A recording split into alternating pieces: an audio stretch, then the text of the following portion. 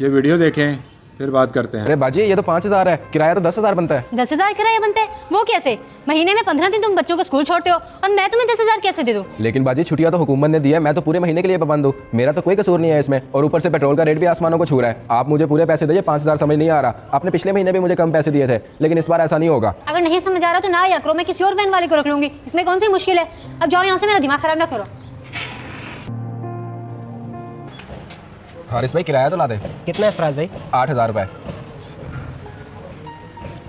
हारिस भाई मुझे आपसे एक बात करनी है। वो शाहजेब भाई के बच्चों को भी स्कूल में ही लेकर जाता हूँ। उनकी वाइफ ने पिछली बार भी मुझे आधा किराया दिया था और इस बार भी। मुझे तो कुछ समझ नहीं आ रही, मैं क्या करूँ। मेरा तो भाइयों वाला मशवरा है, शाहजेब से जाके खुद मिल ले। औरत से बहस करने का कोई फायदा नहीं है, उसका ऑफिस कमर्शियल एरिया में है। हाँ ये बात आपने बिल्कुल सही कही।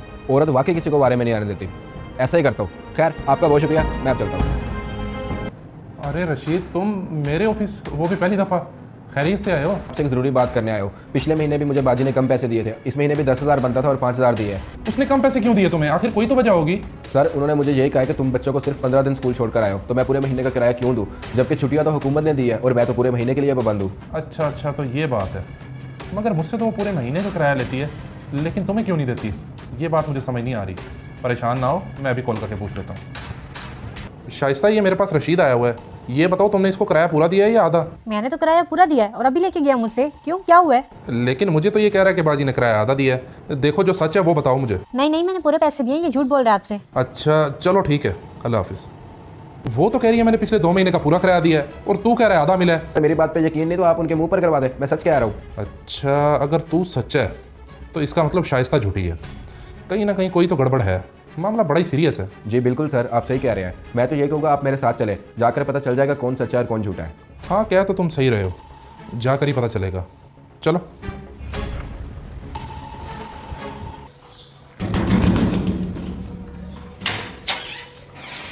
आप फिर लेके आ गए इस झूठे इंसान को। मिल तो गए पैसे इसको, आप क्या करने आया ये? देखो शाइस्ता, गुस्सा करने की ज़रूरत नहीं है। मैं ऑफिस से इसी वजह से आया हूँ ताकि पता चल सके झूठा कौन है और सच्चा कौन।